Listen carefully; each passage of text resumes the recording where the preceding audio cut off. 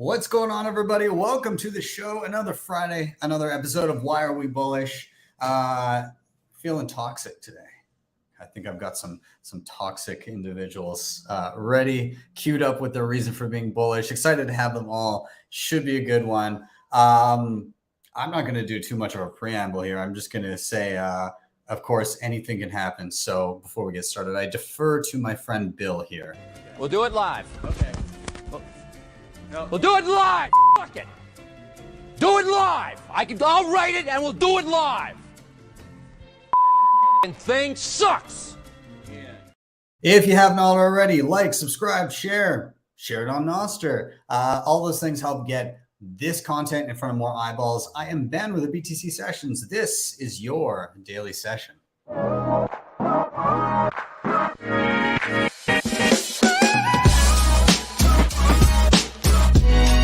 HODL the Bitcoin.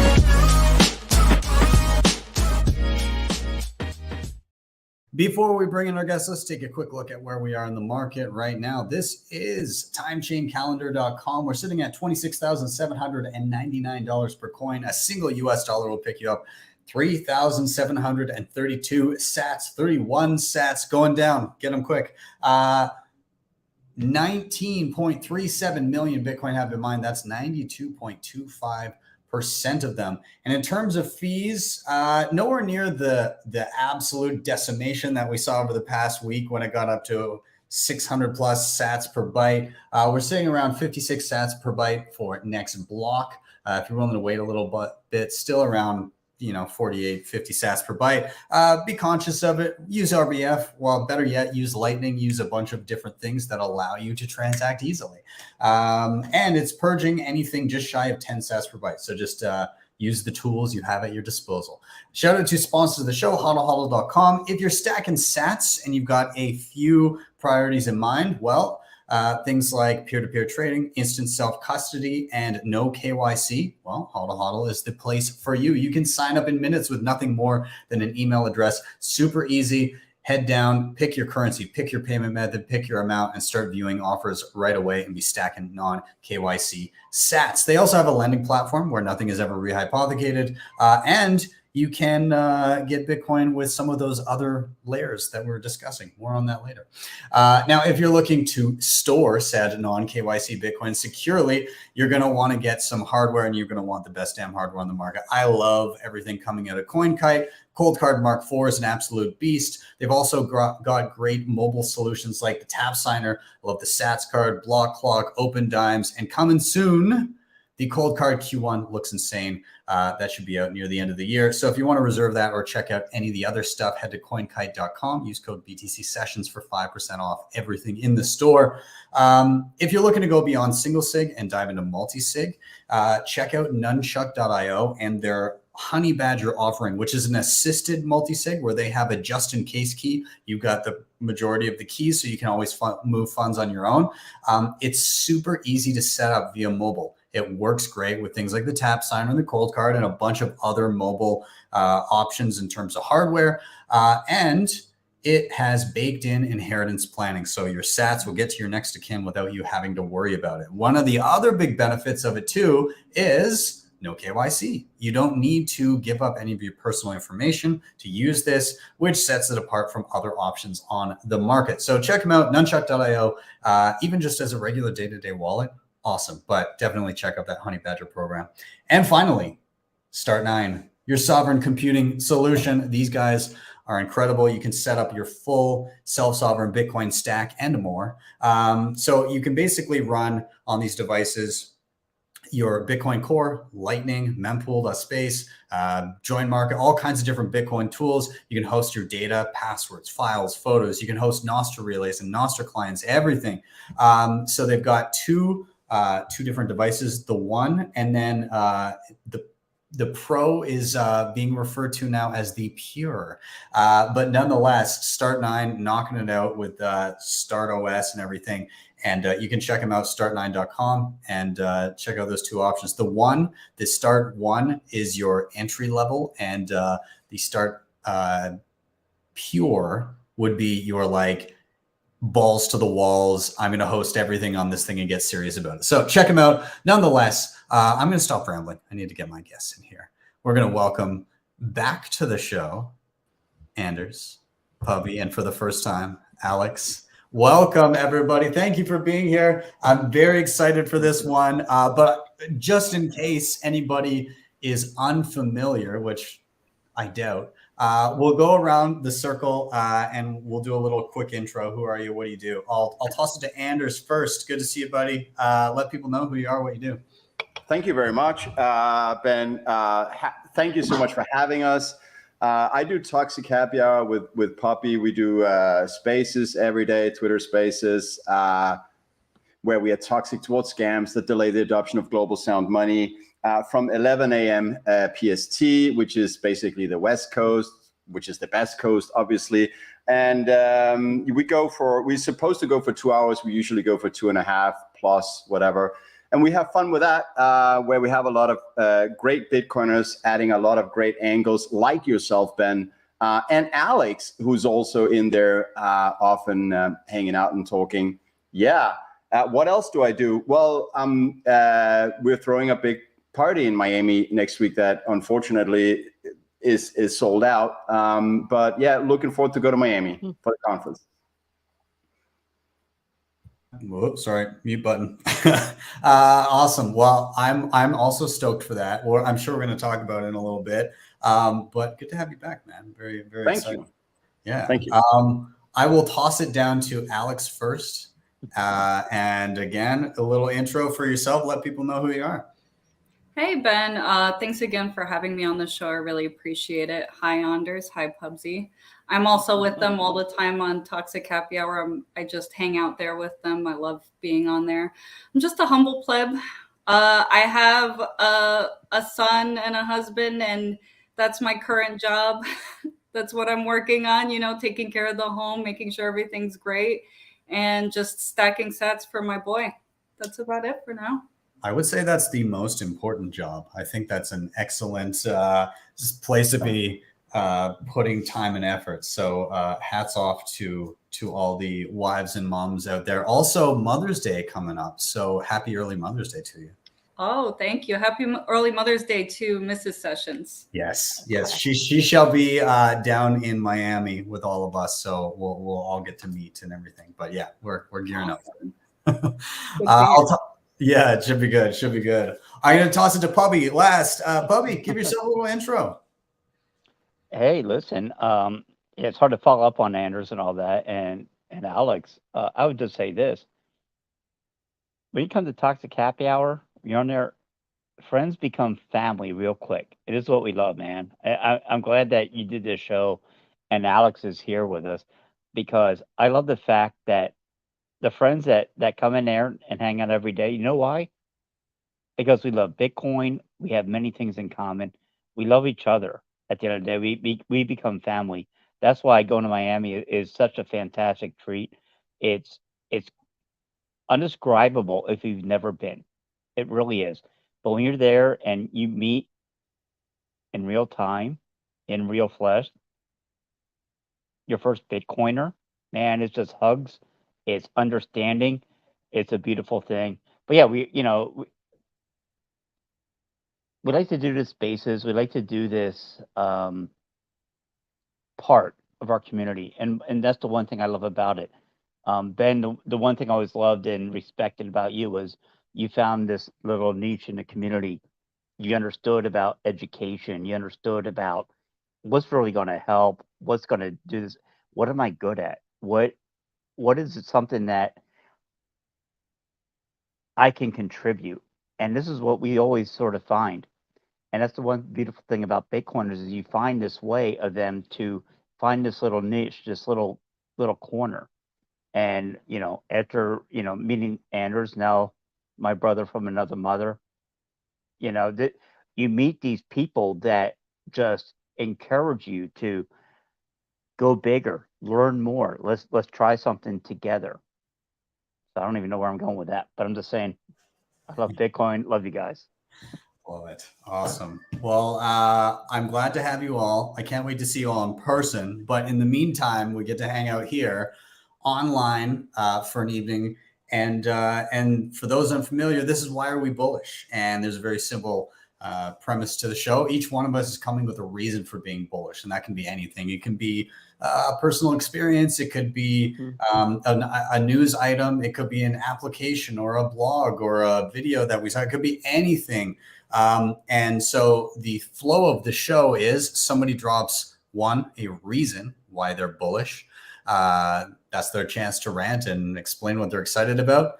2, all together, we get to riff on that reason, questions, comments, whatever it may be. And then number 3, we rotate until everybody gets a turn. So reason, riff, rotate, the 3 R's. That's our driving force in the show. So I'm going to get us started with my reason for being bullish this week. And it kind of has to do in and around the bump in fees that we saw on the Bitcoin network earlier this week.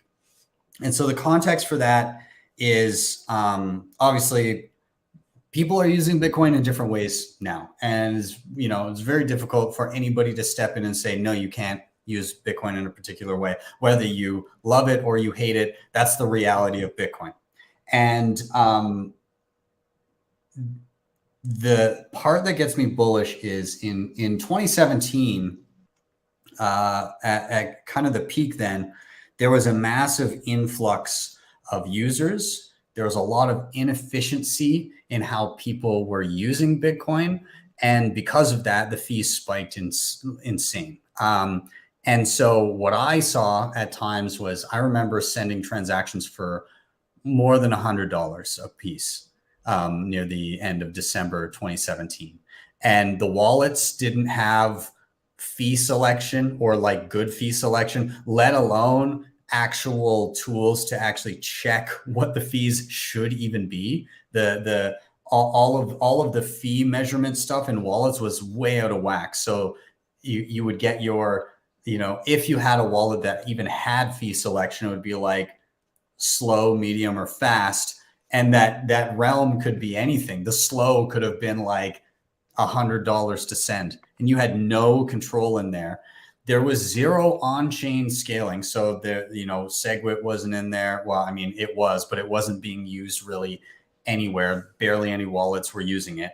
Lightning did not exist. It wasn't even begun to roll out for regular people to use. Liquid Network did not exist. All of these different things did not exist. There was no option. Now you have optionality. This fee bump hit, and I mean, granted, I'm always diving into new stuff, so I was probably a little bit more prepared than the average person. But like for myself, I kind of it didn't affect me in that I was able to just kind of lean on Lightning more than I would have been a little bit.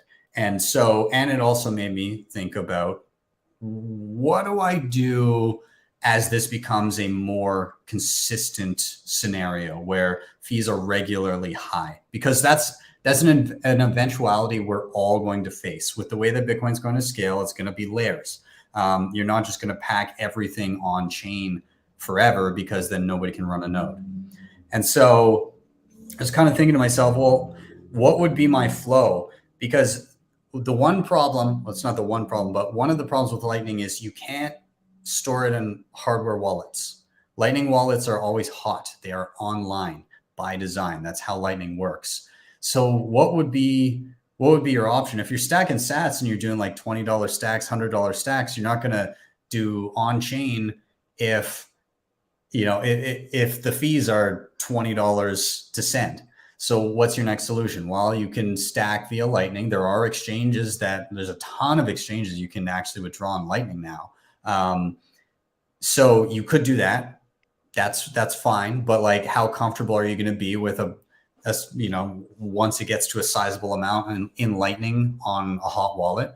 So what I kind of came to is, I think people are a little bit sleeping on the utility that Liquid could offer.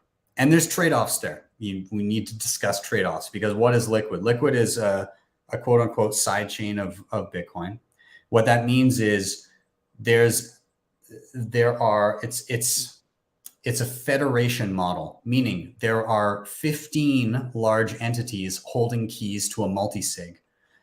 Depositing into Liquid is adding funds to a multisig and then having a one-to-one peg between Liquid Bitcoin and Bitcoin that is represented by money in the multisig. So obviously there's a trade-off there in custody. There's a degree of trust there.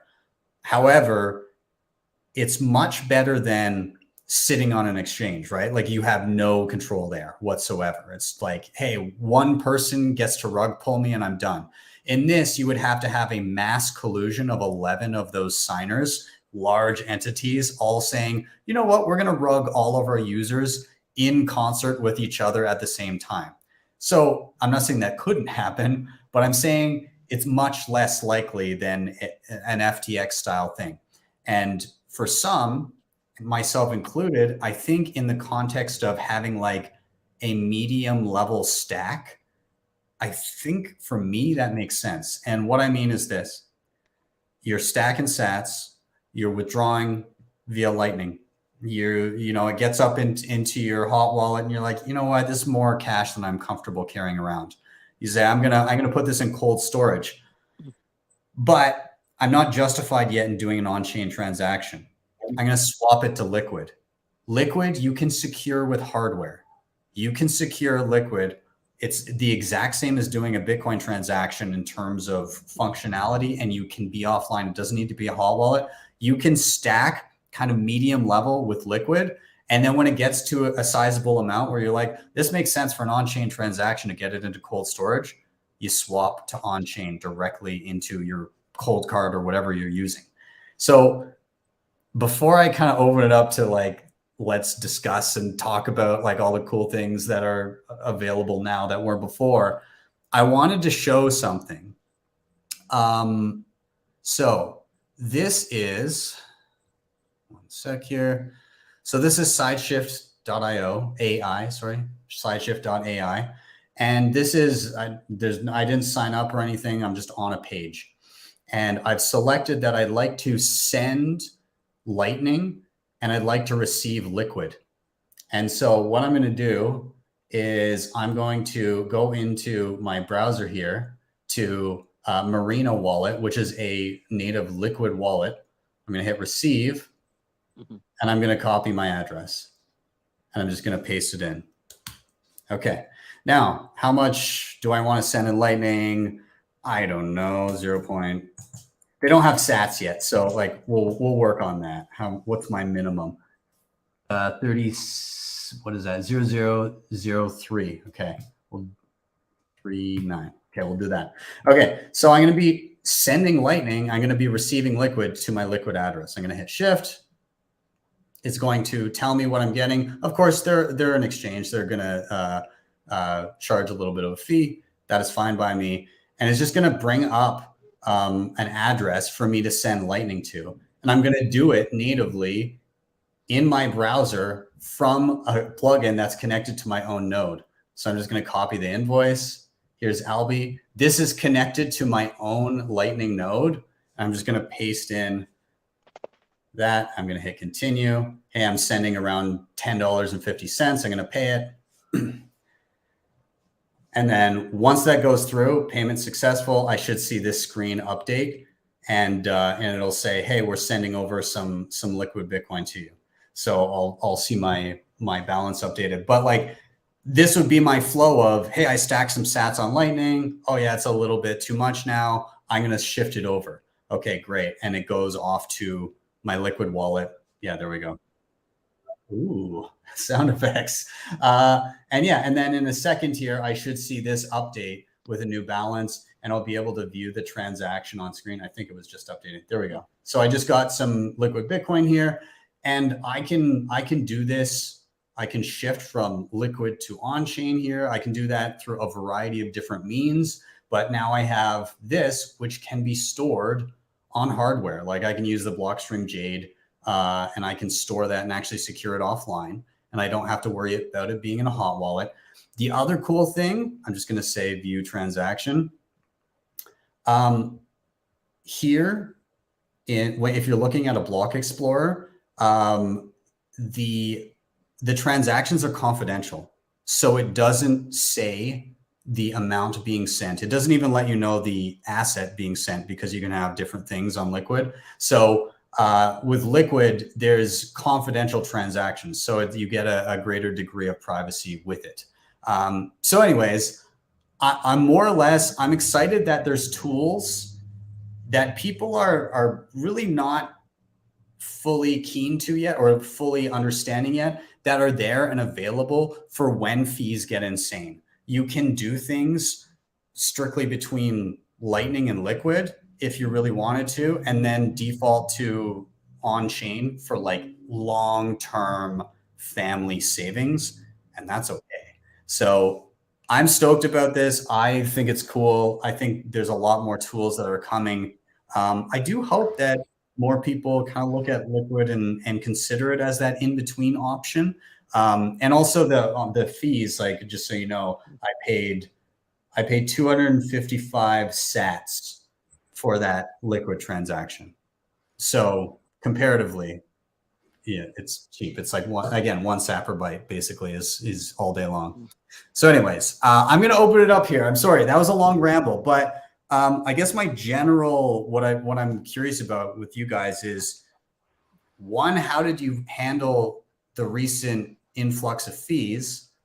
Are you using any tools? And, you know, is there anything that you want to try? So I'll let anybody jump in. I'll say something. Oh, okay. Yeah, no, go. No, ladies first. Ladies first. Go ahead. Go ahead. If I'm being honest, I am like a hold and sit on my like pile of acorns. I don't really touch anything. I don't move anything. I do have one hot wallet. If I go to Pubkey, I'll try to buy a beer with it. That's about as far as I go with moving things around. But I'm sure like there will be a day where it's time to start buying and with my Bitcoin. So maybe I should start looking into that. But for now, I'm kind of a just hold it and wait. The day will come when you go to pay in dollars and somebody's like, I don't accept dollars anymore. Exactly. It's true. It is true. Pubby. Yeah, you know, and you got the right attitude there. You really do, Alex. Yeah, there's one thing I like to call the HodlHodl Zen. As you go into your first bear market, you're in Zen mode. Nothing will ever beat you again. You made it down, you've made it back up, you DCA'd. That after the HodlHodl Zen mode, that's when you go into what I call keep your stack. Oh, and guess what? I've got a little spend stack, because I always love to help support anyone that is accepting Bitcoin via Lightning. I'll say, you know, going back to what Ben's talking about, what happened here, I really don't care. I think most hodlers don't care, because, yeah, that's great. You're putting these ordinals on here. You're pumping up the prices. The miners are getting rich, which is good, because that drives innovation. In my mind, the miners get to figure out, wait, how can I find something more efficient? For the true Bitcoiners, I don't think it really mattered. Well, it never mattered to me. And we've talked about this quite a bit in our spaces. I'll just say this. Moving forward, if a monkey JPEG can bring down Bitcoin, I was wrong to begin with. I've said that for a while. If a monkey JPEG brings down Bitcoin, what the hell am I doing here? It's going to change the prices. Look, the fees go up, the fees come down. I really don't care.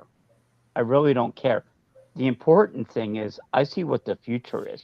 And I'll get back to my rant later. I don't want to run into that now, which I think Ben tries to trick us into doing. But I'll say this. I mean, this stuff on the side, like Lightning and Liquid, imagine how crazy. You know, what's the movie with Will Ferrell where I felt like I'm taking crazy pills here. Yeah. That's where we're at. Like, I'm trying to. I remember Ben, man, in Charlotte last year, and he's trying to sum up Bitcoin in 45 minutes, friend. And he's there, and at the end, he's the conspiracy guy with like the tinfoil hat. He's got points all over the board. And this is what I feel like. What are you going to do? Lightning, liquid? I don't care. I'm not moving my Bitcoin yet. We are so early. We are so early in what the hell we're doing. I'm not moving it except for my little cool pile on the side where I got my Bitcoin hat. Oh, I told you that. Oh, I bought a Bitcoin hat using Lightning. I'll tell you later.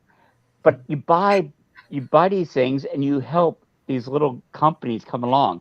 I got coffee from Colombia using Lightning. Nice. But this whole last part meant nothing. I don't understand.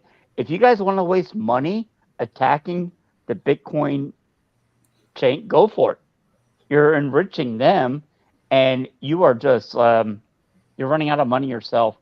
Yeah. Oh, hang on, my dog's getting in the way here. Yellow says you need to allocate some sats to your closet door. Oh, hey, that's been the bane of my existence, and I was going to fix it a couple years ago, but when people started talking trash about it, I'm leaving it now. Until the laser eyes come off, I'm leaving my door like that. I'm sorry, it's broken. that's the real laser ray to 100K. It's Yeah. Closet door broken till fiat currency dies. No, it's an institution from when we started on YouTube, Toxic Happy Hour 3 years ago. And we got to get back to it because it's a lot of fun.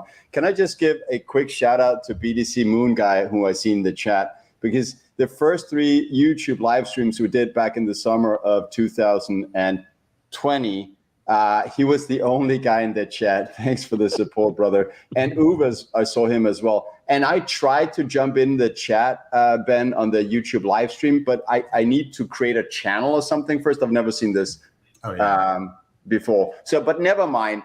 And then also, I just want to say, Ben, look, we know you're professional and you have a great studio set up. Like, it's expensive and everything. But honestly, look at the lighting setup that Aleks has. I don't know what's happening, but that seems to be the best here. I know I have the worst. Like, I got the California sunshine blocking out the camera and everything. But look at Alex's setup there. So, you know, be better, Ben. Anyways, no, I'm kidding. No, Ben's forehead is just as shiny as mine. We both got great lighting right now. I think Anders, you need to go like break that window behind you or something. So that you maybe you should have turned it around. I'm sitting on the floor. I'm more mobile than you. I guess, you know what? That's a great idea. I should try and play with that. But on the other hand, it's nice that you guys see some California palm trees. All right. To be serious, and also it's good to see Jaime and Yellow there in the chat. You know, I haven't moved anything on chain probably the last month or something. So I haven't been bothered by those fees at all. I just have a core belief that through, you know, years of looking at this, that Bitcoin doesn't care. It doesn't care about if anybody want to pay high fees to move JPEGs or whatever it is. I don't even want to spend time. Like, I don't really look that much into that.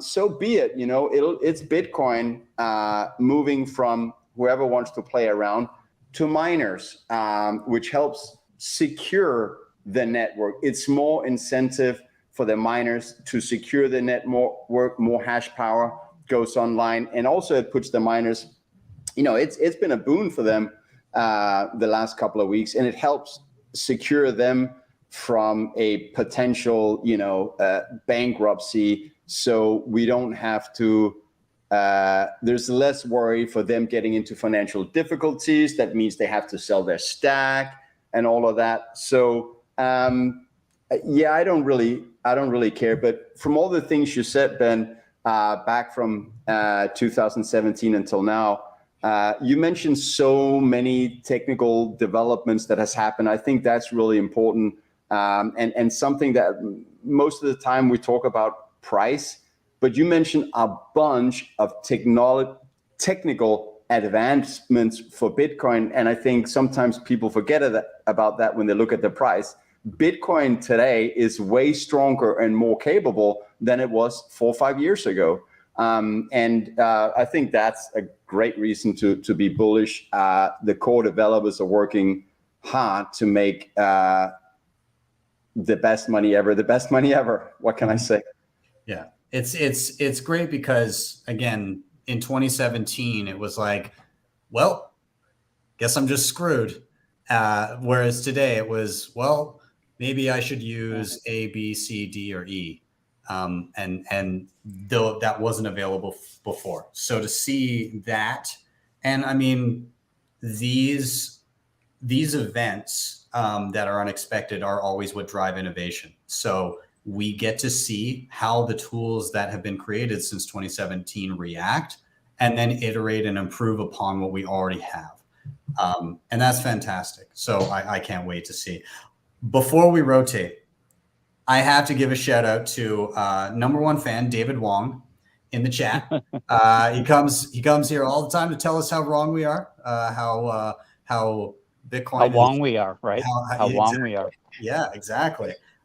He wants us to know that if the US get all the governments together to shut down power and go dark worldwide, Bitcoin will disappear. Well, I mean, there is a long history of all world governments agreeing on everything. So that's very likely to happen. Sure. But I also want to give a shout out to David Wrong, who is in the chat. And he's another, now there's many Davids and Wrongs. And also, I saw earlier on, because there was some speculation that David Wong was actually just American HodlHodl trolling. And when I first jumped into the chat, I happened to see somebody by the name of American Wong saying Bitcoin will go to 10K by the end of the year. So I'm very happy to have multiple Wongs here. And I saw somebody earlier, three Wongs make a right. So that's what she said. Here we you are. Have 3 Wongs? We Come do. on. You're not going to leave an easy one like that for us. Do better, but Ben is so much cooler than us, guys. He knows about this liquid. He knows all about the new stuff, you know? We could just sit here and discuss Wongs. That's fine. Yeah. We do it every day, Ben, for almost 3 hours. Yeah. Monday to Friday, 2 to 4. We talk about Wongs. I love it. All right. I'm going like to before everything forward. Before when you started what? When you started your 10-minute rant on like all these technical things, I realized how Pubby and I we could definitely step up, and I guess we're just having fun because you know it all, man, and it's great. It's great that people have that resource to go to your channel and actually learn stuff. Yeah, yeah, I love it. I love it. Yeah. All right, I'm going to toss it to Anders now, and we're going to do our first rotation. I'm going to keep it with you. So as I will cue everybody else up, I'm going to ask Anders directly, why are you bullish? Take it away. Okay, so wait, should I say something also like that I'm just excited about, or should we go straight to like the Bitcoin bullishness? Your call. This is the world is your oyster, my friend. Oh, sweet. You go into whatever kind of rant you want, and then we shall comment and ask questions after. Awesome. Okay. Keep it short. Just keep it short, my friend. Put a mirror up when you say that, Pubby. That would be awesome. Thank you. No, I'm kidding. My brother from another mother. Well, I mean, of course, I'm very, very excited about. We threw a party in LA before Pacific Bitcoin. Got a lot of positive feedback from that. People were very happy with it. So that was a lot of fun for me. I was there. Pubby wasn't there. And then that we're putting the second one together, or have put the second one together. That's in Miami. Very excited to go to Miami Monday and be there for a week. And we're doing that rooftop party on Thursday, Toxic Happy Hour. Pleb Party version 615, brought to you by swan.com. Thank you for sponsoring. So yeah, I'm really looking forward to that. I'm very, very excited, and also just very excited to meet, this whole Bitcoin family that we have on Twitter. On to the more technicals, or like actual serious, why am I bullish on Bitcoin? I know there's a few people that say that the 4-year halving cycle is dead. So far, it is not. Back in October, or September comes before October. Back then, I said, look, the previous 2 halving cycles exactly 18 months before, in both of them, the Bitcoin bottom priced. And then came November, which was 18 months before the next halving, and that's where the low was set of $15,600 per Bitcoin or something. So that is scaringly precise, or very much a pattern that 18 months before the price bottom. So I honestly, I am very bullish for this year and next year and the following year, because it seems like that cycle is intact. Furthermore, in 21, end of 21, the Fed started going hawkish, and FTX took $4 billion that was supposed to buy Bitcoin, and under normal circumstances would push the price higher. They took that 4 billion people from their clients and bought real estate and other good stuff for their family members and for themselves. So I think that's the reason we never got the top that we got. But the reason I'm bringing it up with the Fed also is that, so that cycle was negatively impacted by the Fed going hawkish. Now they are with a super high interest rate. Something is gonna break. There's already been cracks in the dam. Something is gonna break, and they're gonna have to revert to printing or lowering interest and lowering interest rates, because the US government cannot afford this interest rate on this debt. US has a military the size of the next 7-8 countries combined, the budget. And right now, the interest rate just on the debt of the United States is equal to the military. I'm taking that as a cue from Pubby. I should probably pass the mic here. I think he wants to comment on it. Why are you coming? I'll go get a beer, Pubby. No, I'll end it there. So I'm very bullish for this cycle to be intact and see a top between 200 and 500,000, I think, in 25. But I don't know, so it's not financial advice. I got a question for you, because I'd agree that FTX had a dampening on the price, not just because of the implosion, but because there was billions of dollars in demand for Bitcoin that went nowhere. Somebody thought they were buying Bitcoin, and if FTX had to actually acquire that Bitcoin, there would be less available Bitcoin. So that definitely, paper Bitcoin has a dampening effect on the price of Bitcoin. But also, fuck around and find out. Good riddance to FTX. And self-custody, like actually take your coins into your own custody. Like it's a must at this point. I mean, it always kind of was, but again, people learn. But I'm curious, how much do you think the quote unquote mining ban in China had to do with that as well? Because like there were miners that had to sell off like a bunch of their treasury and had to move a lot of hardware. Obviously, there's still low-key there's still quite a bit of hash rate that's under the radar there, but like a ton of miners had to scramble and sell stuff to pay to move things. Like, do you think that had an effect? You know, I honestly probably don't know enough about that specifically. Definitely the announcement from the Chinese government, I guess it's CCP, had that crash on Bitcoin, because a lot of people who didn't know actually what Bitcoin was got scared and thought, oh, they can ban Bitcoin, which obviously they couldn't, and it's even better today. So it created a crash, I think, psychologically triggered or based. How much of it was Chinese miners selling? I just simply don't know. But yeah, it couldn't be a positive thing. But on the other hand, it wiped out the thought of, mining of Bitcoin is concentrated in China, right? It removed that thought. Anders, my brother from another, I love you, man. Hey, I love you too, brother. This is why TC only jumps in as a co-host. That poor bastard lost like a lot of his miners that were I think they're still being held in a Russian jail somewhere. I don't know. Yeah, all right, Compass Mining.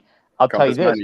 What happened there though, let's be honest. What you saw happen there was the beautiful brilliance of the what? what do you call it? What are we talking about here? Yeah, we help us out, Puppy. Come on. You're on a higher level here. We don't know what the difficulty adjustment. The difficulty adjustment. This is what you saw come out of everything from China. What is this thing, Bitcoin? And this is even going to be part of my rant later. But the difficulty adjustment played out beautifully, perfectly. Yeah. This is what you saw. Yeah. So I don't know. Moving forward, what's going to happen? No, that's my joke. That's it. Well, you're right. Like, the difficulty adjustment does its thing. Like, maybe a few people noticed that Bitcoin blocks were happening a little bit slower for a short period of time, and then TikTok block, that adjustment hits back to 10 minutes per block. Like, it is what it is. So it's, again, like, if for people that just had Bitcoin, one of the largest countries on earth banned it outright, and they wouldn't have noticed. It just kept on working. Literally nothing happened. I'm laughing because before Spaces, you just had to like soak up any type of Bitcoin content you could. All right. So over the years, man. And by the way, I don't know if you're down there listening, and Andreas Antonopoulos is still, to me, one of the most brilliant orators when it comes to explaining what Bitcoin is and what it represents.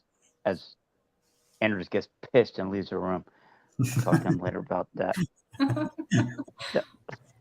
love it. Aleks, I'm curious your thoughts on Andrew's topic of he's bullish now. We're into bullish territory. You guys are being too technical for me. I'm going to be honest. But if I'm going to be fair, I really do believe the whole FTX thing that happened. I think that was the biggest thing, because that was just a number that didn't actually correlate with what was really happening. And I think afterwards that created a lot of fear. That created so much fear for people that just came in for the first time. And now they're probably not going to come back. And that ruined it for a lot of newcomers, I believe. And I think that changed the numbers for a while now until, we get confidence back within the newcomers. I think a lot of those newcomers too, if they got scared away, unfortunately, they'll be scared away until it's much, much higher than when they lost their money. So they won't, if they're scared away, they're obviously not DCAing through this price movement. They're just out, and they'll be out for a while, and then they'll see it years later and be like, God, that's like 5-10 times what it was worth when I lost it. Had I just started saving in Bitcoin again, that would have been amazing. And then the people that did weather it, that did lose some money or did get scared because of it, that stuck around, they started learning. A bunch of them did. And I definitely know this because I've had people, I need a one-on-one. I need to like work and learn self-custody now. I've seen a ton of it. And that's encouraging because you're at least getting this strong base of people that are learning and starting to understand the tools and what makes Bitcoin special in the first place. And yeah, we need more of that. We need, Bitcoin's a very harsh teacher, but it's also a very effective one. Nothing's a better teacher than pain. And man, Bitcoin can beat you up if you're not careful. The FOMO is real. Yeah. Yeah, absolutely. Anders, do you have any final thoughts? Any other things you want to wrap up with before I do a rotation? I'm happy for you to do a rotation. What I will say is, because we used to wear scarves, and I see several people in the chat asking for it, and I did get a new scarf last time I was in Denmark. So I'll just, I gotta go get it real quick. I really like it, to be honest. So I'll be back. I got the beer before. Let me get the scarf. So let's go for sure. All right. Perfect. I can't. I mean, scarves are a winter thing for me. I can't do a scarf when it's hot. I don't know. You're insane, man. I'm Danish, so yes, confirmed. Yes. Awesome. All right. Well, we're going to do a rotation here. I'm going to toss it down to Aleks now, and I'm just going to cue you up with the same question. Why are you bullish? Take it away. I'm pretty much bullish on so many different things on different weeks. I think it's just because I'm still pretty new, so I'm always learning. So the new thing is always something interesting to me.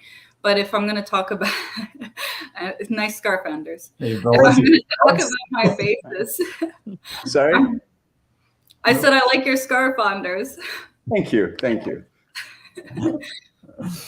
But I am consistently bullish on the community that Bitcoin brings on, and the lifestyle change, and just the way I view the world differently now. I think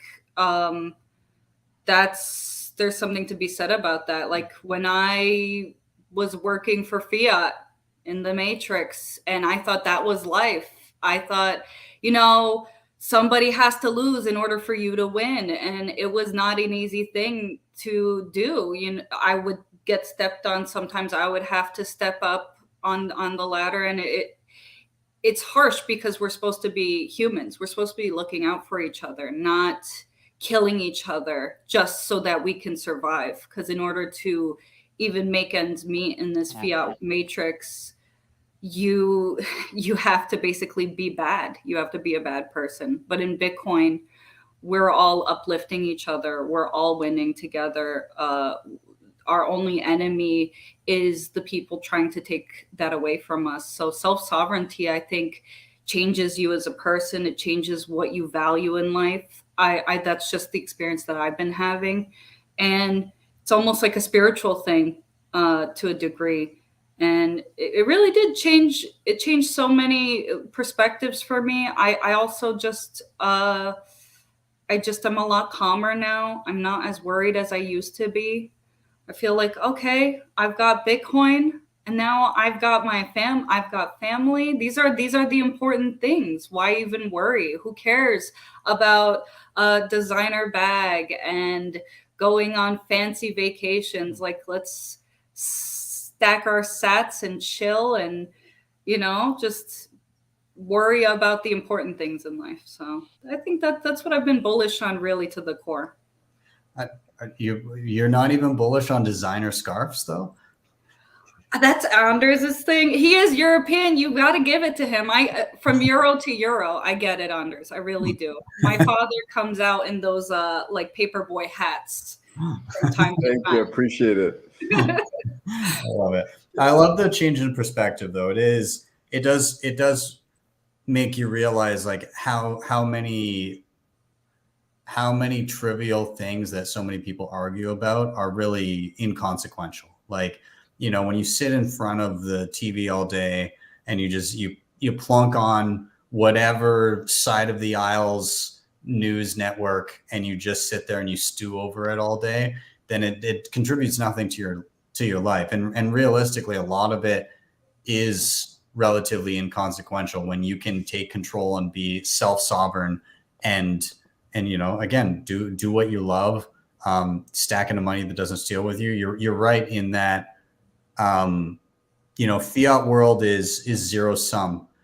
You're always looking to get one up on somebody else. You're always looking to somehow extract value from others for yourself. Whereas Bitcoin is collaborative, and cooperation creates value instead of extracting it from others. It's additive. You're not subtracting something from somebody else when you collaborate and build value. So yeah, I'll open it up to the other guys, Pubby, Anders, if you want to jump in. Yeah, I would love to jump in on that. But yeah, Pubby, I'm going to just grab the mic now. So while I remember it, I love that thing you're saying, Aleks, about how fiat is zero sum. And a lot of people have that way of thinking. And you're so right that when once we move on a Bitcoin standard, it's not going to be zero sum. There's going to be so much more. And I keep referring to or quoting Jeff Booth, an abundant tomorrow because of all the dynamics that it changes, that there's not a few private banking families owning the central banks that are extracting the value and labor for all of us. So we have to keep being in that hamster wheel and step on each other to get ahead. Bitcoin is going to open up just abundance. So great point. And I also just say how good is it, Ben, that you get a woman in here, a mother, to get that perspective about the community and how everything is going to get better. That's something we couldn't bring. And Aleks, that is lovely. You're right. It's a great community. And that's the thing. Like, for instance, next week when we go to Miami, I'm super excited to see all three of you. And as I keep saying, because we're trying to orange pill people, all of us, because we want to help them. And we get from some people, we get a lot of pushback, and we're the crazy ones. So when you get together with these people that you're on the same mission with to do something better for humanity, we have those aligned values. And that's what you're referring to, Aleks, like that community. It's the best thing. Like, I have the best days of my life when I'm together with like 500 Bitcoiners. I love it. Pubby, I'll toss it to you.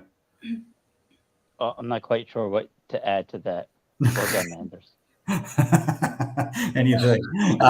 You can dive into Alex's topic. Anything in regards to like the change of mindset that Bitcoin brings into your life. Like, how have you experienced that?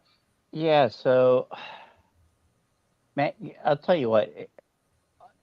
It's not so much a change. I'll tell you the most important thing to me when I look back and I talk to anyone that has come into Bitcoin. It's not the change afterward. The change comes beforehand. The change is before you even get there. Because you just don't come into Bitcoin, yeah, boom, I'm in, let's do this shit. No. You were prepped for this. You were prepared for Bitcoin from an early age, or your education, your own way of discovery, of learning what is wrong with the current system. The change afterward, that's sort of easy. Okay, I gotta eat steak now. No more carbs for me, motherfucker. That kind of thing. But I'll tell you this: the change happened for years. The change, I don't know if 10, 20, 30 years, you understood something was broken. And that's the beautiful thing. Once you arrive to Bitcoin, I don't care what angle you came in at, the circle has 360 degrees. But man, people come in from an economic angle, a mathematical type of angle, I just want to pay my bills kind of angle. This is the beautiful thing about Bitcoin, is that you come here for a different reason. But once you get here, look at the four of us on stage.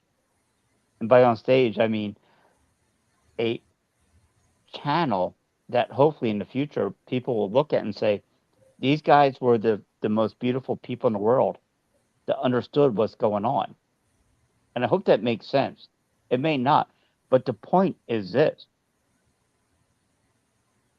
Bitcoin draws people. It's a magnet, man. It's a goddamn magnet that draws people in from all different races, and you call it what you will.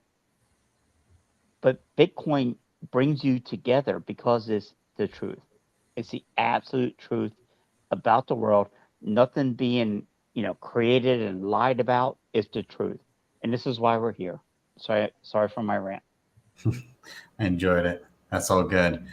David Wong wants us to know, by the way, that where he said that the orange pill has lots of side effects. Yeah, the orange pill has a lot of side effects. But David Wrong wants to say that it frees your mind, and that's right. So the orange pill has major side effects that come in the form of freedom. Bring them up, man. Bring them on stage. That's a great thing about it. That's the great thing about a David Wong is he'll never have the balls to come up and show himself on stage. David has a forever invite to this show. Yeah, exactly. I can't wait to have him up here. One day it's going to happen. I can't wait. Actually, one day we'll be at the conference and he's going to come up and say, "Hey, I'm David Wong. Pleasure to meet you." And I can't wait to meet him. Even if he still hates Bitcoin, he's a mainstay of the show. He is the show's mascot. Never change, man. You know what? I saw that tweet. Oh, not tweet. Sorry, chat message that you brought out there, and I was just thinking that David Wong, you just outed yourself as a Bitcoiner because you know about orange pills. I get it. You're a comedian. It's funny. We love it. You're the mascot, but you are a Bitcoin, and everything you're saying is sarcastic. You're stacking sats hard, and we know it. I just want you to know that. Yeah. Imagine he'll show up with highlighted tips. I hope so. Look, I rarely jump in on any things, but I will tell you this: imagine being so hateful at something. You know, look, I don't care about political parties. I get you keep that stuff to yourself. Imagine being so hateful that your entire life is spent waiting for BTC session.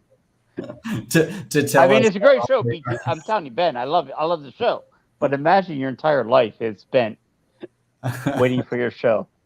It's great. One time he was here like 2 hours early. That was such a great day. Looking at the chat, it's like, man, he was waiting for this show. But yeah, David, keep coming back. I can't wait to meet you in person. Are you going to be in Miami? Probably not. That's okay. Nonetheless, we're going to keep it going here. Aleks, excellent topic. We're gonna rotate. We're gonna pass it to Pubby. And Pubby, I'm gonna cue you up just the same as the others. Oh. And I'll just ask you, why are you bullish? It's all yours. Oh boy, here we go. You know, it's one of the things. Here's why I'm bullish. For one, Ben, was 2 years ago. You invited Anders and I onto a Christmas Eve special, and at that point, I knew I made it. No, just kidding. But yeah, I'm still disheartened about last year's oversight. I'm sure that was just something from HR. But next year we'll make it. No, here we go. I'll tell you what, man. When you put that out there, I love that about how it makes you think. What makes you bullish? And I started thinking in numbers. I started thinking about, man, the number 14, 15 coming up. And I'm thinking, this thing gifted to us. And we had an argument today about whether it's discovered, invented, created, whatever. 14 or 15 years later, this thing will not die. This Bitcoin will not die. So I love that number 14, 2009 to 2023. Bitcoin's still here, man. And guess what it does? Tick tock, next block. And I'm looking at the other numbers. 31. $31 trillion. 31 trillion. That's our national debt, dude. That means $250,000 for every man, woman, and child that lives in the United States right now. Here's your tax bill. $250,000. All right. Then look at the number 210 trillion. That's unfunded liabilities. Unfunded meaning, we have no idea how we're going to pay for that. These are the numbers we're looking for, man. So why I'm bullish is, guess what? When I sit back and on the sideline, I can accumulate Bitcoin. It's a damn beautiful thing to have on the sideline. It's value outside of the system. Man, maybe if you can bring BJ up here, I'll tell you another number. Well, I don't even know the total number. What, 170,000 truckers arrested? I'm just making that number up. How many truckers were arrested in Canada? They're arrested for what? Peacefully protesting? I don't know what that number is. I can tell you this. Bitcoin would have helped that number. So that's why I'm bullish on Bitcoin, is I know at the end of the day, for all of this, Bitcoin has always been there to answer the call. Okay, I'm done with my rant. Thank you, sir. So Sessions, let me just take over the show for a while because you're muted. So I'd like to ask you, Aleks, how do you feel about that? emotionally at this stage. Puppy's Cut ready. it out, Nesky. Pubby, it sounds like Pubby's actually bullish on time. He's like, it's been this long, everybody. This is good. Bullish on time. It's Boomer Coin. We love I love Boomer Coin. I love time. I've been here for as long as my husband's been here because I came in late. But technically we're together. So Yeah. bullish on time. Your I'd like origin to story do the is mic his again. origin story, right? They're one and the same. We've been in Bitcoin for X number of years. I've been in Bitcoin for 1. He's been in 6, but who's counting? You know, we've been in 6. That's great. I did want to say, I'm glad you gave a shout out to BJ. Dude's awesome. I got to see him last year at the conference in person for the first time, but yeah, he was on the other side of the country and part of the multi-sig setup that we had going to raise some money for the protesters. And yeah, man, excited to see him again. So yeah, shout out BJ. That's awesome. Yeah. Anders, do you want to I mean, is there did you want to add to Pubby's sentiment? Yes, I do. And like, yeah, I love it. Pubby's bullish for great reasons. And that whole rant reminded me of another reason that I'm bullish.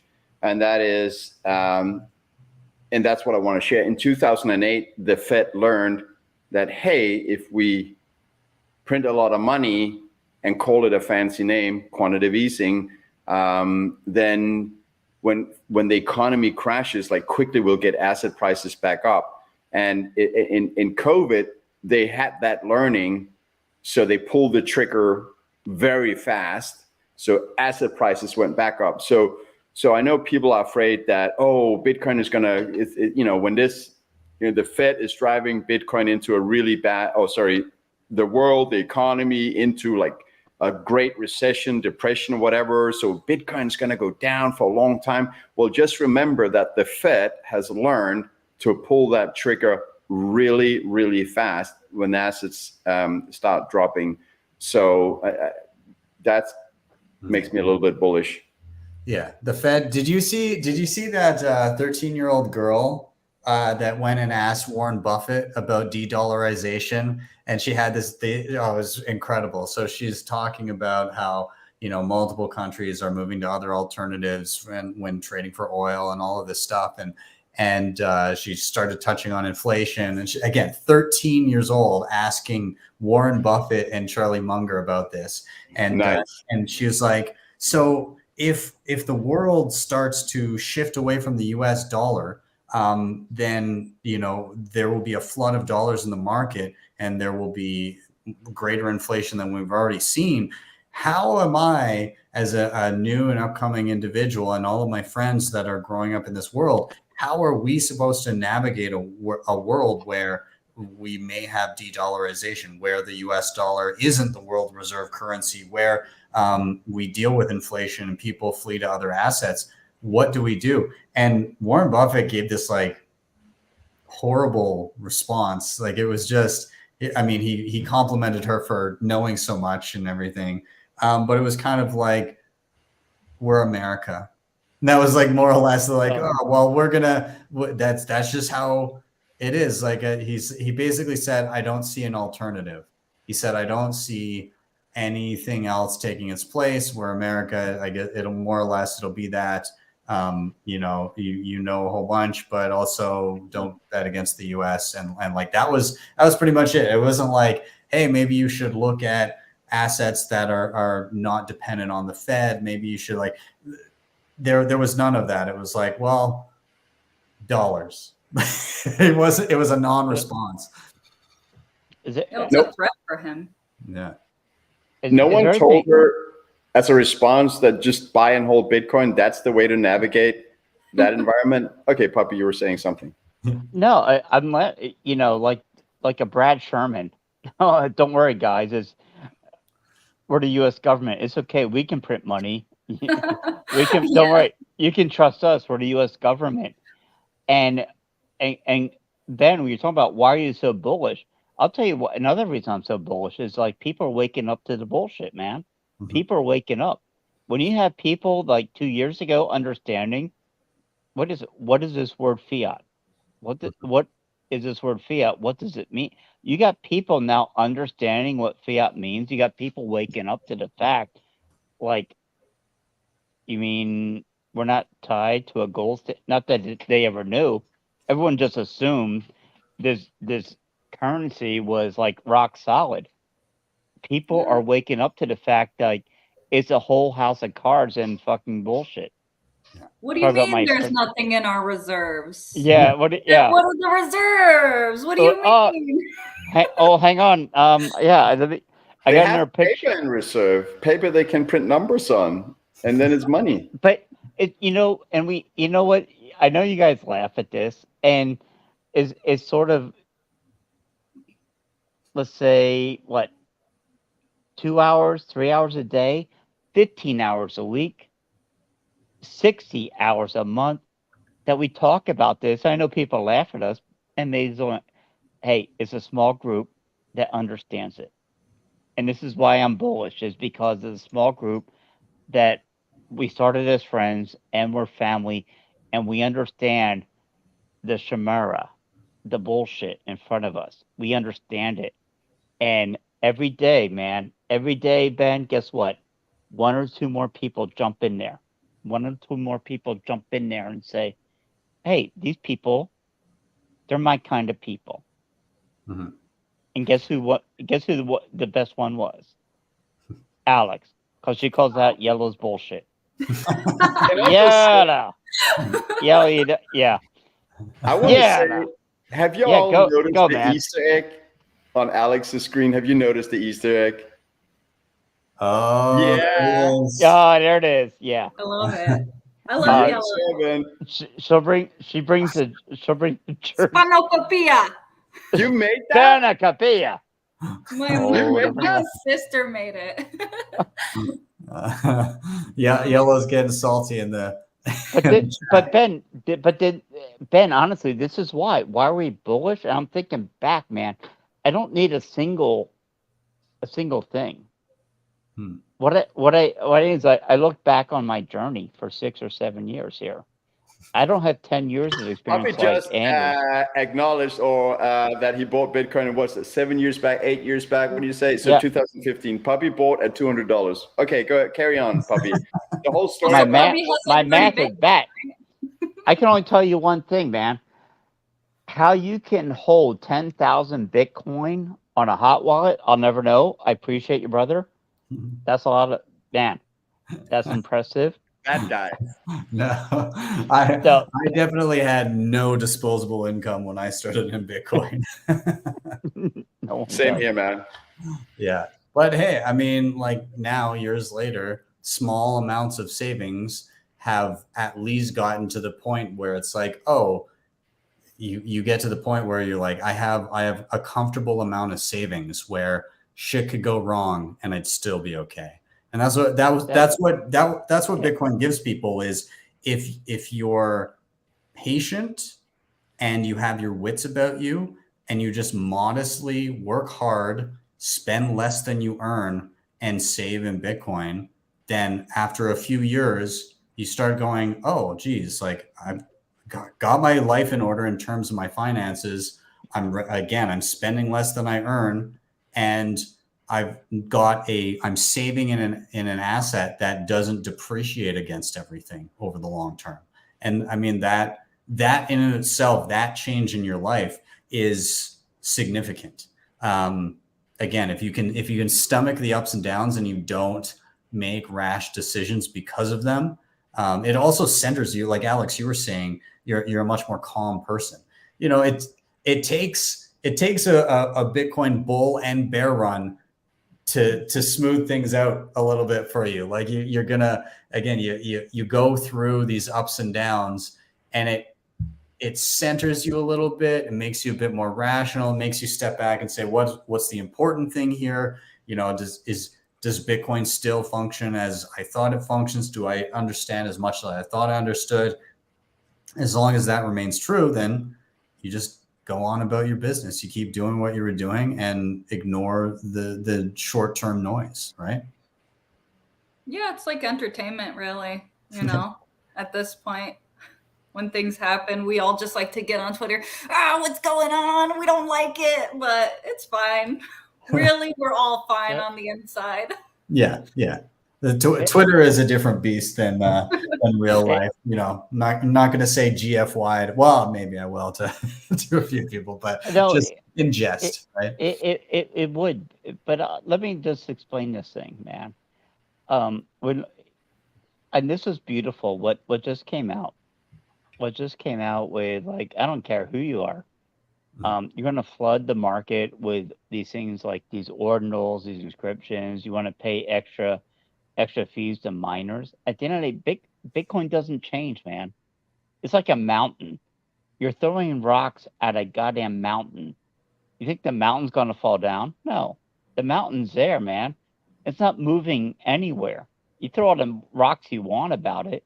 You say, I bring down the mountain is dead. No, man. The Bitcoin mountain is still there. It's not going anywhere. It's done. The game is over. The game is fucking over. That's what I'm laughing at. I'm laughing at everyone.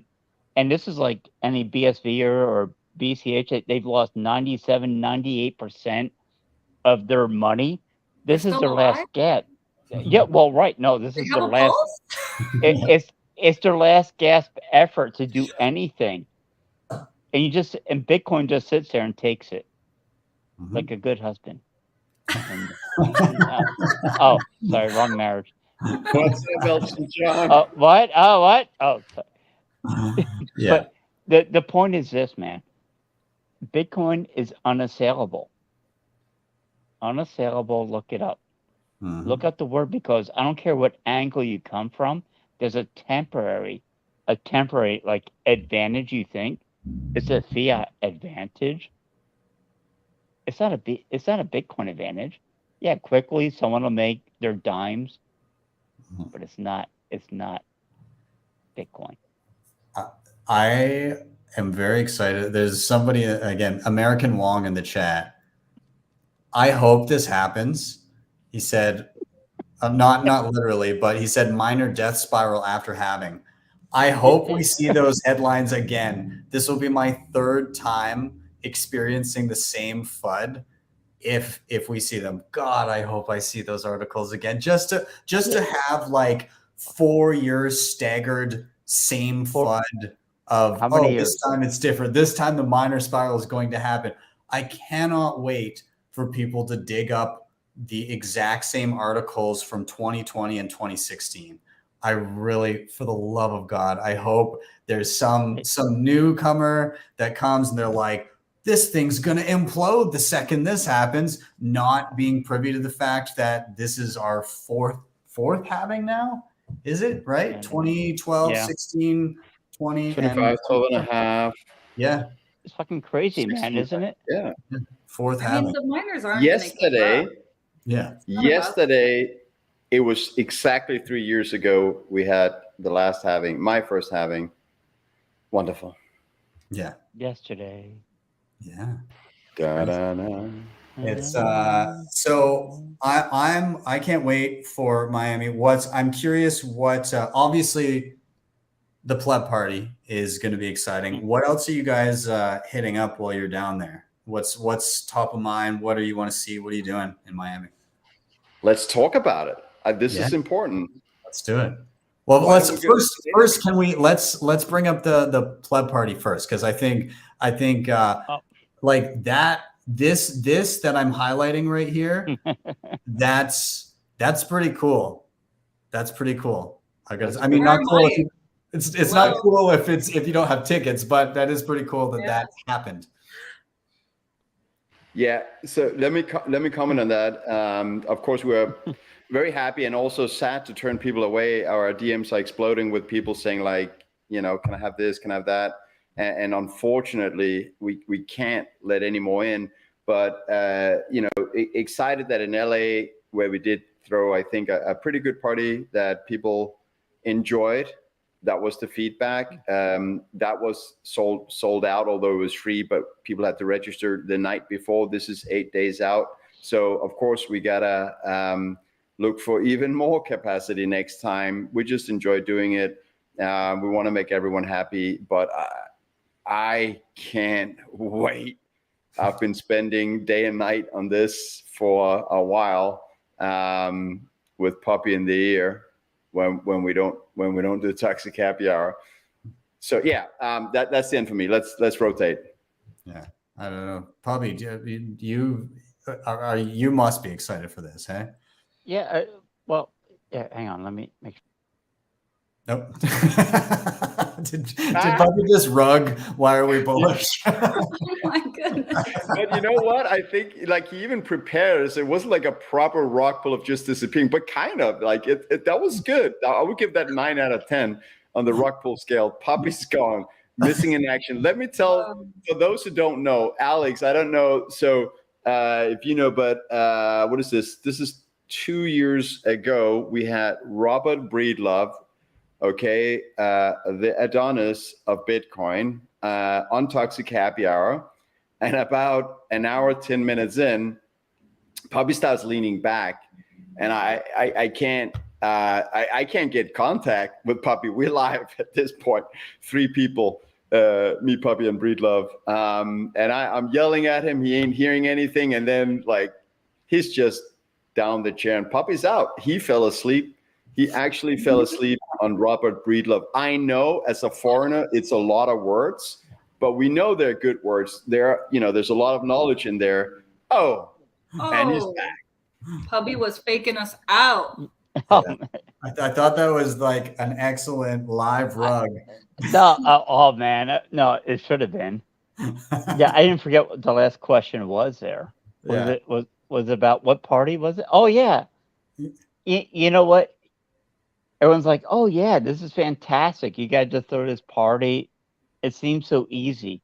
Yeah, it's fucking easy until it's not so easy. Mm-hmm. Man, like, where's your security? Where's your insurance? Oh, by the way, if you don't have enough money to pay for the alcohol, it's up to you guys. Mm-hmm. No one's ever thrown a party before, really, in my mind, until you've thrown a party in Miami. Just saying. I mean, I've done a lot of private parties. I love to get people over and stuff, but it's not the same as getting a venue and doing stuff. But I just know like LA was so much worth it. It's just phenomenal when you're having a good time with all these people and people appreciate that you put something good together.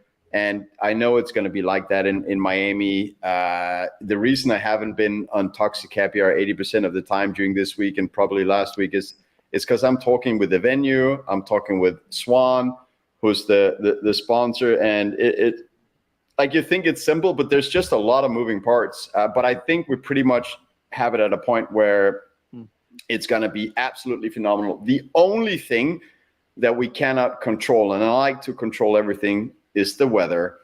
But let's not talk about that because I looked at the weather forecast. I will. No, Anders, I want to know. That's what she said. Bring an umbrella. Bring an umbrella because you never know what's going to happen. Although, like Florida weather in around this time, like when it rains, it's like beautiful in the morning. It'll rain for like a couple hours in the afternoon and then get beautiful again. Like that's like, to me, I think rainy and it's just like rain solid. Like that's what I'm in my mind, but that's not the reality of Florida. So Swan, our sweet epic sponsor, they're holding a raffle. And I'm not doing any of this to sell tickets because we're done. I'm just saying it out of pure passion. They're doing a raffle with a lot of prizes. The biggest one is a $3,000 VIP ticket to Pacific Bitcoin, which is going to be October 5 and 6. And I'm sure Ben has a discount code if you want to get discount on those tickets. We're definitely going to be there. What I wanted to say is I looked at the weather forecast, and I think that raffle should go ahead. And then I think they need to add another competition that if you don't bring an umbrella, we're gonna do a Miss/Mr. wet T-shirt on that rooftop that night, and anyone can participate. Thank you. Yes. So And everyone Surfer should Jim, come we're not forward gonna to- rock you. Yeah. We love you. So, okay. So my question, again, maybe I'll toss to Aleks here. What are you hitting in terms of events? Obviously, besides the event of the event, the Toxic Happy Hour club party. But what else are you excited to see? What are you doing down there? It'll be my first time going to any sort of event related to Bitcoin other than the BitDevs meeting that I've been to. This is my first Miami Bitcoin. This is my first pleb party. I don't have anything else planned. I'm kind of a go with the flow type of gal. So if I think, oh, this was cool, I should go to Pacific, or, oh, I should go to Texas, and I'll probably play it by ear, but I'm pretty much just excited to say hi to everyone, meet all my little Bitcoin Twitter friends, have conversations with them, have a drink with them. I think that'll be fun. Aleks, you have no idea. It's the best thing in the world, what you just described there. Like, you're looking forward to it. I look forward to it. Bitcoin Miami 2021 was the first time that Pubby and I actually met each other after having done the show on YouTube for a year. Getting together with your friends at a Bitcoin conference is the best thing. Yeah, 100%. I'm looking at my week. Holy God, I have really. So here's my situation. Last year when I was down there, it was a ton of fun. I saw a whole bunch of stuff, but there were definite notes that I had for myself of like, okay, make sure I don't do this next year. So one of the things was I got caught up in a few conversations, like shitcoiny conversations with like people meandering and then saying, oh, hey, and obviously I'm happy to talk to like anybody that's wanting to talk, but like when the conversation shifts to like, oh, this is why this token is useful, I don't want to have the conversation. And like, maybe as the polite Canadian, I'm just not forceful enough to be like, listen, man, I don't want to fucking hear it. I got shit to do. So I need to get better at exiting those conversations and going and because it's a limited amount of time. You're too Canadian. You're too nice. I'm too Canadian. But I need, like, it's a limited amount of time. There's so many great things to be doing with your time. And your time is very precious when you're down there. So like, you got to find that signal, hone in on it. And if something's not, like, if you're like, I know I'm not interested in the current thing right now, then go and find something that is valuable with your time. The other thing that I'll say is, during the day, if you don't have plans explicitly that night, start asking people during that day what's going on and figuring out where you're going to go, because it can be difficult to get a hold of people once they're already out because they're having a good time. They're not looking at their phones. So one of the nights I ended up being like, just had not really much to do, which is insane to think because there was so much going on, but I just couldn't get a hold of anybody at that point. So like, I'm looking at my schedule right now and holy hell, I may have gone too far in the opposite direction because like let's hear the schedule, man. Like, we should all say the schedule. Aleks has got the Toxic Happy Hour play party. That's cool. Yeah. Dude, I put this out there. Quite a bit. And I've only been to 2 of the main events, 2021, 2023. But Anders, as you know, we've learned this lesson. We learned it quite well. You gotta have it sort of pre-planned, but not pre-planned. And what I mean is this: what you got to do is like have 1 or 2 things set up, but guess what? You're going to change your mind once you get there. And so here's how it works. You show up. Anders, remember our first year? You show up. We're having a good time. I got a whole story for that. Yeah, go ahead. Yeah, I know you still love Jessica Hodler. I know. because she hooked us up. Oh, was that a name? Was that a name out there? No. So here's how it works. You go out. You're having a good time. You go back to, you have a great time all day. You're having fun with your friends, and you get back to the hotel. You go get showered up, cleaned up. You meet your boy Anders back down in the lobby bar. What are we gonna do tonight? I don't know. What are you gonna do tonight? Oh, wait, I just got a text from a friend. Oh, wait, was it Saifedean? Saifedean? Wait, you mean the guy So, that wrote Let the me clear it book? up. We didn't get No, a text no. from Saifedean. No. We got a text about Saifedean. Correct.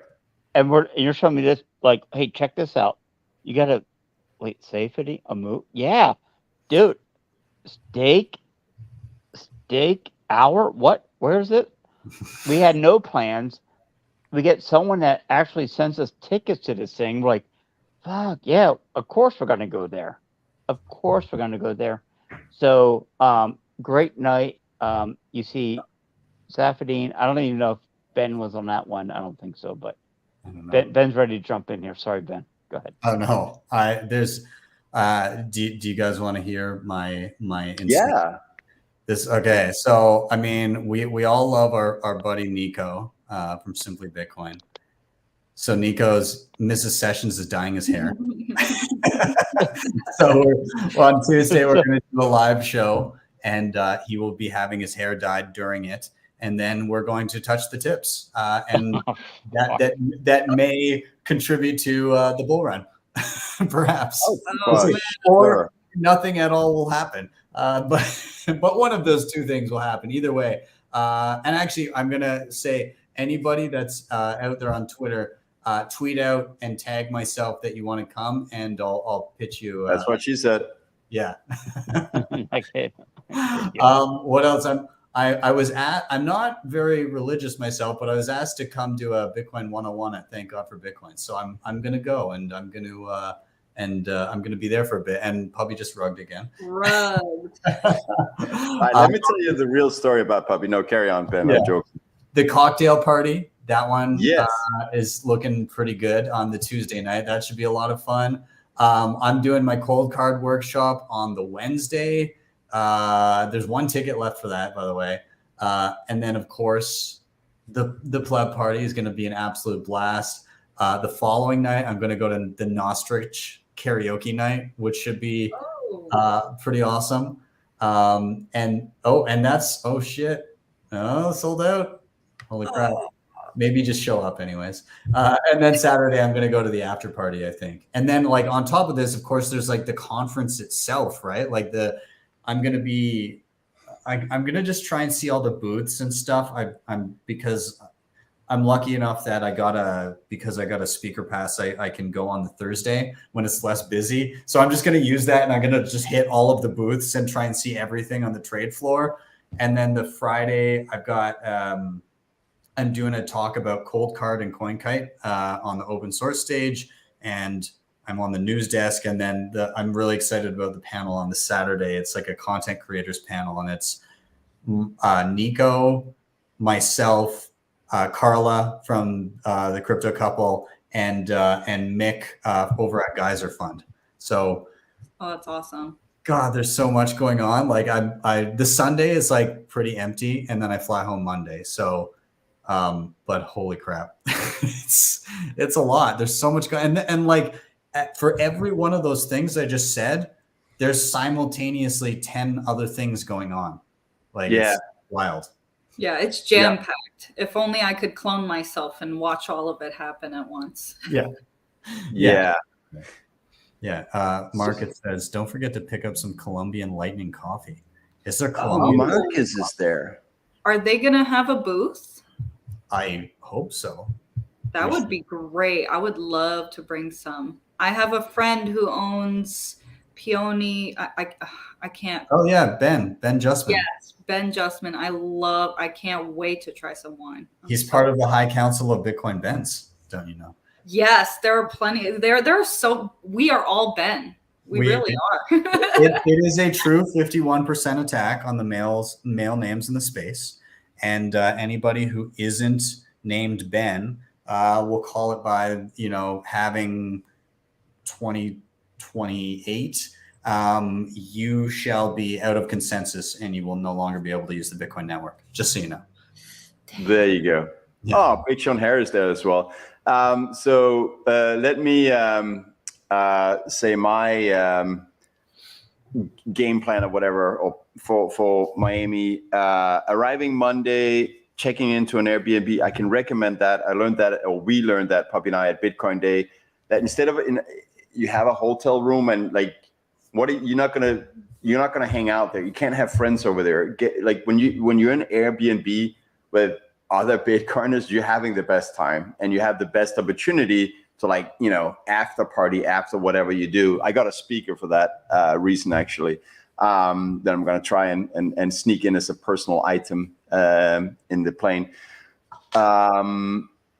So Monday, no big plans. Tuesday, going to Bitcoin Cocktail, like you, Ben. And I know, I don't know if they still have tickets because they sold out last year and they're expecting to sell out this year. But I know I don't have a code, but if you use the code legit, all cap from Shelly Legit, it costs $40 instead of $50. So Tuesday, yeah, looking forward to that cocktail party. I know Wednesday there is Lightning Ventures they have something. It costs 21,000 sats, which is around $6.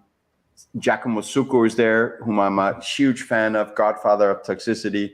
And he came to my meetup in 2017. I was so honored, him and Mir, and spoke. And then Thursday, of course, our Toxic Happy Hour party. Friday and Saturday, I think Swan has something that we're doing.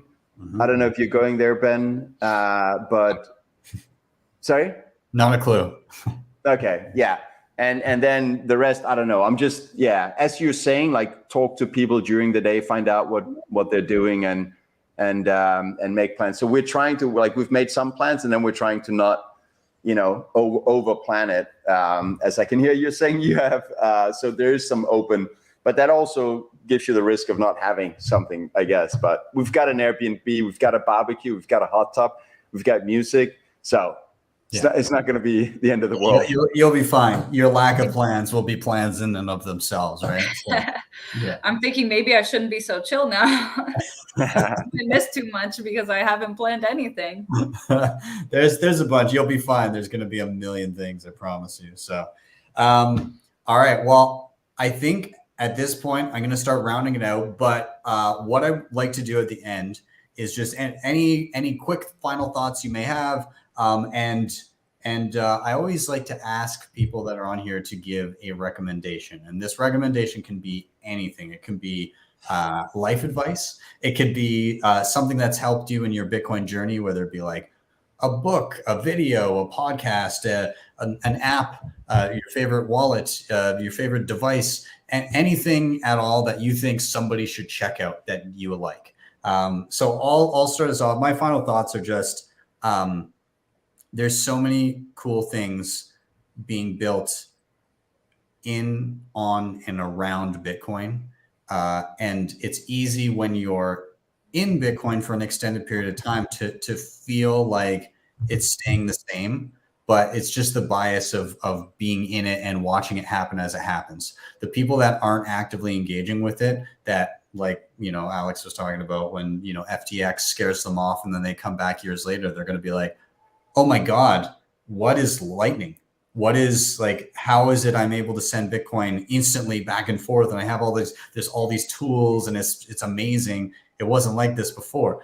And I think it's easy to forget that. So if I can give one recommendation for people, it's to try something on Bitcoin that you haven't tried yet. Try something, some tool slightly outside of your comfort zone at some point in the next couple of weeks. Pick something you're going to try and just give it a go and just see what it's like and then learn and see what you like and see what you don't. But that would be my my recommendation is try something new. I would say if you're going to try something, Lightning if you haven't, Liquid if you haven't, and just play around and just see. And I'll leave it there. But I'll toss it to Anders. Let's go ladies first, because you told us what to prepare, and I'm not prepared for recommendations. So I'm like thinking here what to recommend. Let's get more inspiration. Let's hear it from the ladies first. I'll toss it to Aleks. As planned. Final thoughts, recommendation. I will say I recommend not to bet on Pubby being back here. Over to you, Aleks. Oh man. Well, I love how Ben is he's more forward thinking. He's all about like, let's try something new. I really like that. He's basically telling us all to stop being a bunch of boomers. Look at Lightning. Love Boomer Coin to an extent. But I would say, we're all in this together, everyone. We're not in the fiat matrix anymore. Support your fellow Bitcoin businesses. They mean a lot, because they might be the small steps to mass adoption. Someone's going to walk by you and, oh, what's that shirt? What's Bitcoin? Oh, what's that wine? That looks good. Oh, that coffee. You need to support your local Bitcoiners, and even the non-local ones. And I think, they're going to be more important than you think too. So yeah, I agree. So create your local Bitcoin economy. Support your Bitcoiners. I love it. We need a shirt that says support your local Bitcoiner. I think that'd be good. Anders, time's up. Going to you. Damn. Recommendations. I would say, so TC, for instance, our good friend, I remember him before Pacific Bitcoin, or maybe it was even before Miami last year. He's saying like, I'm not going to Bitcoin conferences because of doxing fear and, risk and safety and all that. Then he came to Bitcoin, Pacific Bitcoin, where we hung out, and it was amazing. And he realized it was amazing. I understand that it's also a money decision, because it is not free. Recommendation, both for the conference. Like, I know tonight, I think the general admission in Miami is going to be 1,000. Buy them early. I don't know. What did they start at? 150 or 200? I don't know. I think they started at like 200 something. Okay, at 200. So I would recommend to go to these things, because they are life-changing. And they really are, emotionally, like family-wise, friendship-wise, but also for people that want to get a life somehow within the Bitcoin community or industry or whatever. The connections you make, it really is a great experience to go. So go to these things and buy your ticket early.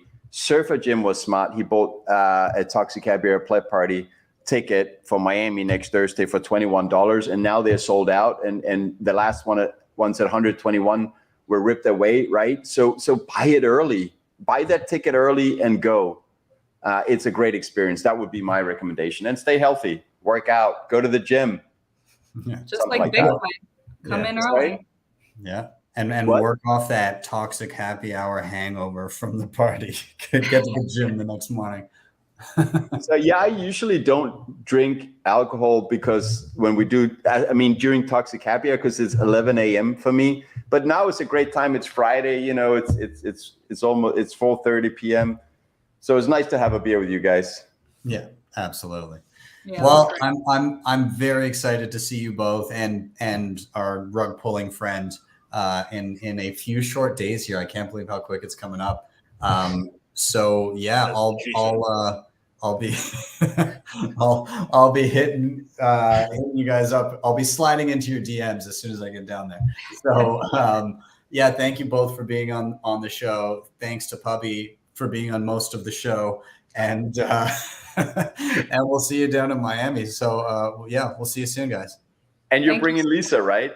Yeah, she will be down there. She's good. The most amazing wife there, as is Aleks, of course. I'm looking forward to meeting her. That sounds awesome. Thank you so much for having me, Ben. I really appreciate it. No worries. I'll see you both soon. Yeah, thank Bye, you. guys. Thank you, Ben. Really appreciate it. No problem. Later. All right, everybody. Thank you so much for being here. Of course, give them all a follow. All their Twitter handles are in the show notes, so you can follow Anders, Pubby, Aleks. They're all down there. And don't forget to listen to Toxic Happy Hour all the time, every single day. Of course, like, sub, share, all those things help a ton with the show. You can hit up the previously mentioned sponsors in the show notes. That also helps.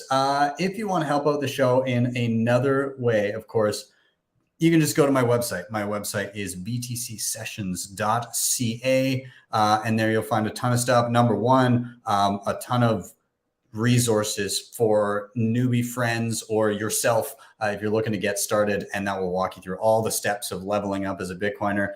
You can link directly to the YouTube show from there. You can book me for one-on-one private sessions if the free tutorials aren't enough and you need some hand-holding. There you go. And the in-person workshops, of which there is one coming up in a few days here in Miami. There is one ticket left. You can grab that from my website here. And if you really liked what you saw, you can always drop me a Bitcoin tip, a lightning tip. Just scroll down a little bit. There's a QR code you can scan, or you can even click the thing and it'll take you to my Geyser Fund page, which it's all the same. It all goes to the same place. So with that, I am out. Have yourselves a wonderful day or evening, wherever you may be. See you guys next time for your daily session. We have BTC sessions. Bitcoin is FU money. You can't stop it. Get yourself some Bitcoin and hold it yourself. Peer-to-peer exchange. You know, people are going to organically come to it and gravitate towards it, especially in the world we're living in now. It's incredible. It's a great tool, and I can't wait to see it proliferate everywhere.